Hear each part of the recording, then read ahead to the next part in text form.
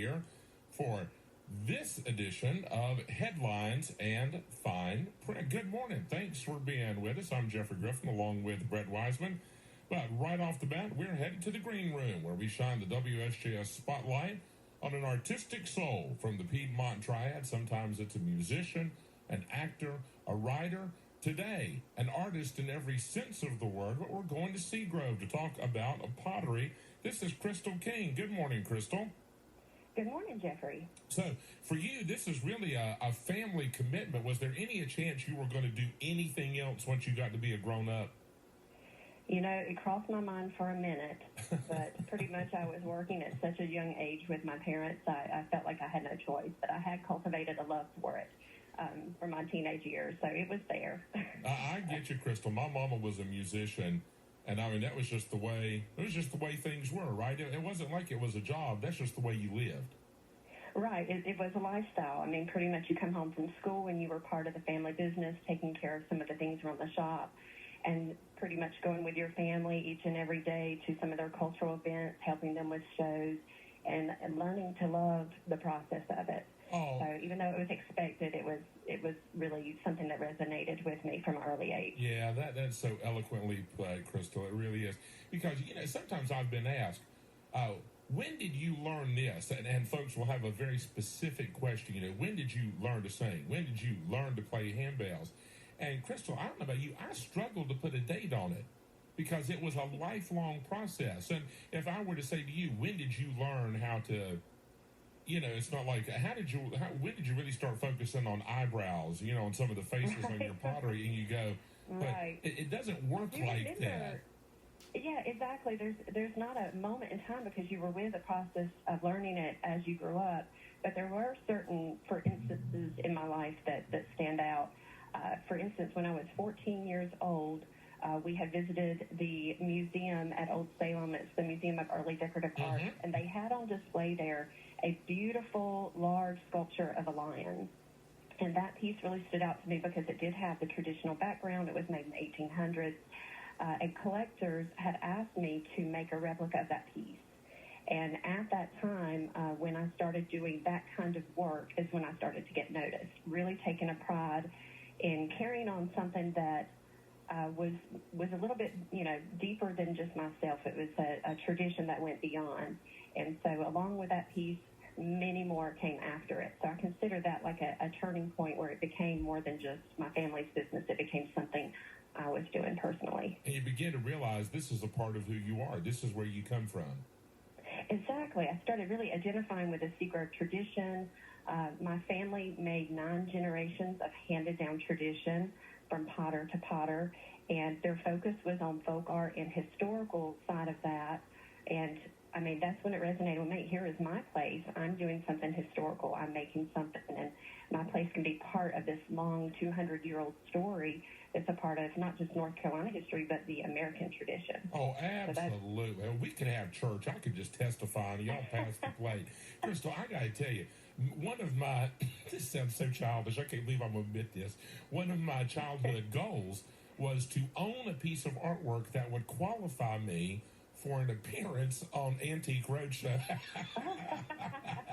And I get that. I can completely understand that. So they had on some pottery, and there was a piece of pottery on it, and I'm very loyal to that show, and I was watching that show, and there's pottery, and they're doing it, and it didn't jump out at me, because that's not my bread and butter, so I just, I admire it from afar. And I hear the appraiser talking about, there's a community in the Carolinas. And anyway, they're talking about Old Salem. And it's one of the pieces of pottery from Old Salem. Well, yeah, Crystal, I was bouncing off the ceiling. I mean, this has just been here in recent times. So I'm a grown-up. And just, this is Old Salem. We'll go over there and we'll get some sugar cake. And, I'm just going crazy.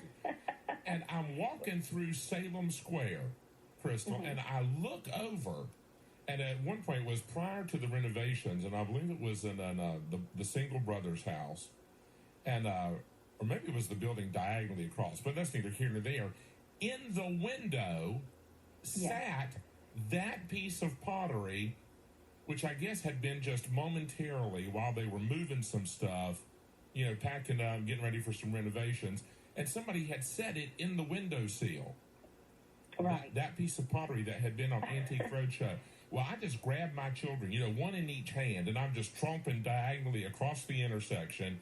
And I go in there, and I'm going to go charge through the door. Well, of course, the door was locked, and I didn't have on an orange vest or a hard hat, and they're looking at me like, who is this crazy man?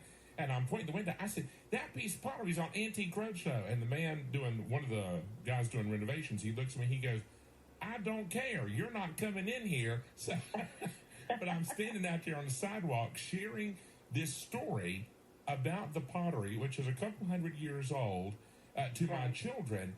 And you're right. Just that was the moment, and that was the thread that tied us to the place and the circumstance and the people.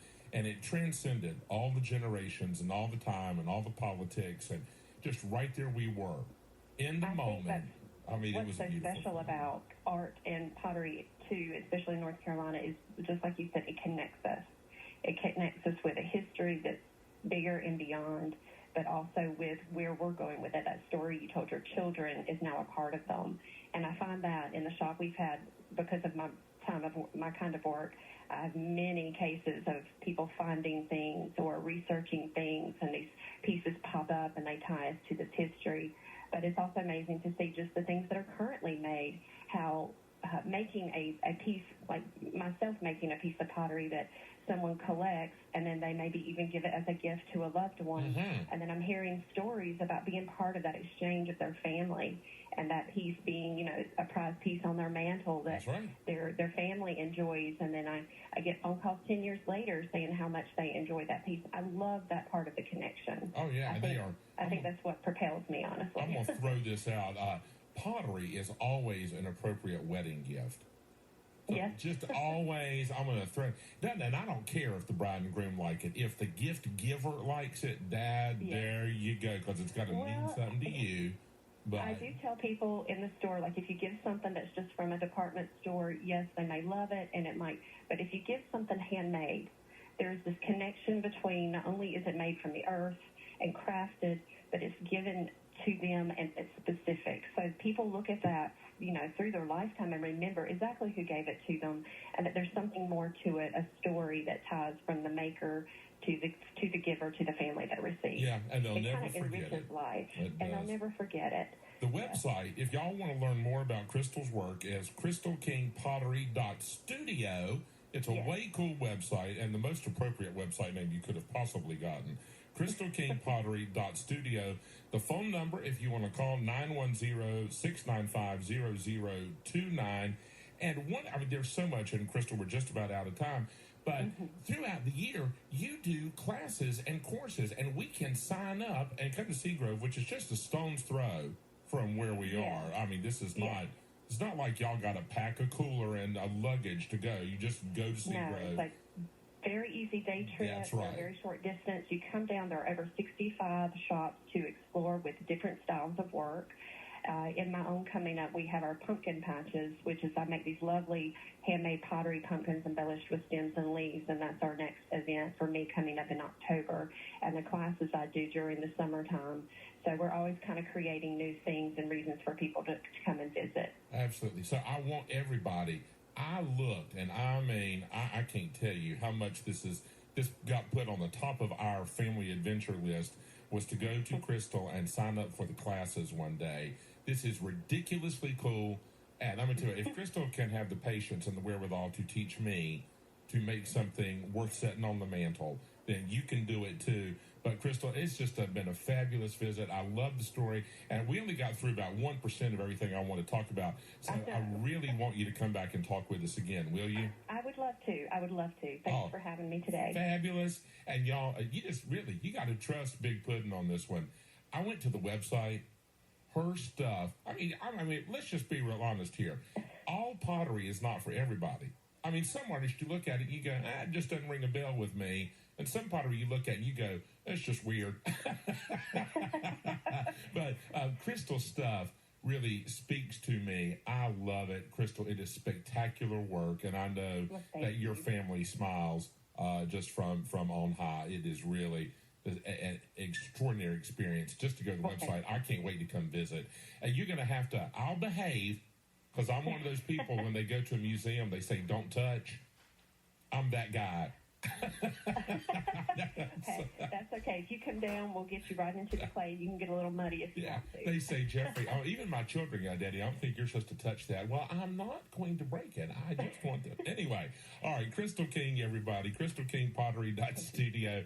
I really appreciate the visit, and we're going to continue this conversation soon, my friend. Have a wonderful day. Okay, thank you. You too. Take care.